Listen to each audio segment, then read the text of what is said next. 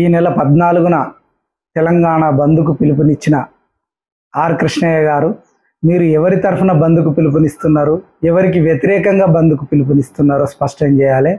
ఎందుకంటే 42% బీసీలకు రిజర్వేషన్లు కల్పించాలని తెలంగాణ శాసనసభ ఏకగ్రీవంగా ఆమోదించిన బిల్లును పెండింగ్లో పెట్టిన గవర్నర్ గారికి వ్యతిరేకంగానా, లేక ఈ బిల్లును 9th షెడ్యూల్లో చేర్చకుండా కాలయాపన చేస్తూ కొర్రీలు పెడుతున్న కేంద్ర ప్రభుత్వానికి వ్యతిరేకంగానా మీరు స్పష్టం చేయాల్సినటువంటి అవసరం ఉన్నది.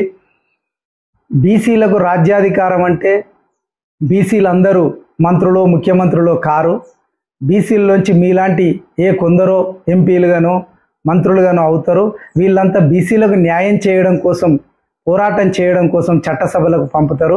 మీరు ఈరోజు రాజ్యసభ సభ్యునిగా కొనసాగుతున్నారు. బీసీల కోసం ఒక్క మాట కేంద్ర ప్రభుత్వానికి వ్యతిరేకంగా మీరు ఇప్పటి వరకు మాట్లాడింది లేదు. కేంద్ర ప్రభుత్వం మీద ఒత్తిడి తెచ్చింది లేదు.